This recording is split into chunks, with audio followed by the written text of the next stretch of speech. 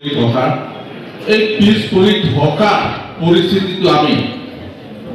এটা চ্যালেঞ্জ হিচাপে আমি লৈ যাতে আহিবলগীয়া দিনবোৰত অসমৰ ভিতৰত আটাইতকৈ শৈক্ষিক দিশত প্ৰথম স্থানত দখল কৰিব পাৰে সেই চিন্তাৰে সেই মনোভাৱেৰে আপোনালোকে আজি যিসকল এপইণ্টমেণ্ট লেটাৰ লৈ যাব আপোনালোকে নিজৰ কৰ্তব্য দায়িত্ব আৰু কৰ্তব্য বুলি ভাবি আপোনালোকে পালন কৰিব বুলি মই অনুৰোধ কৰিছোঁ যেহেতু ছাত্ৰ ছাত্ৰীসকলৰ ভৱিষ্যত আপোনালোকৰ হাতৰ ওপৰতে নিৰ্ভৰ কৰে G+2 G+3 বিল্ডিং যদি বনাব যাওঁ আমি যদি আসাম টাইপৰ ঘৰ বনোৱাৰ ফাউণ্ডেশ্যনত যদি আমি G+2 বিল্ডিং বনাব যাওঁ সেই বিল্ডিংটো কেতিয়াও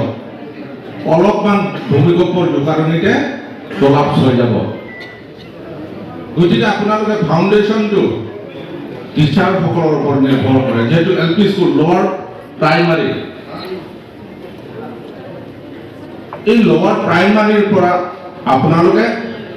ছাত্ৰ ছাত্ৰীসকলক সবল কৰি তুলিবৰ কাৰণে আপোনালোকৰ যিমান দক্ষতা আছে আৰু আছে এই বুলি ইতিমধ্যে আপোনালোকে প্ৰমাণ কৰি দেখুৱালে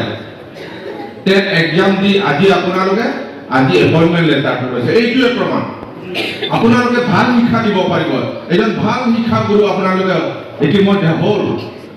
গতিকে আপোনাৰ দায়িত্বটো হ'ব আপোনাৰ আণ্ডাৰত যিসকল ছাত্ৰ ছাত্ৰীসকলে শিক্ষা দান কৰিব আপুনি আশীৰ্বাদ দিয়ক তেওঁলোকে এজন ভাল ভাৰতীয় নাগৰিক লগতে বহুতো ডক্টৰ ইঞ্জিনিয়াৰ অফিচাৰ ভৱিষ্যত তেওঁলোকে হ'ব গতিকে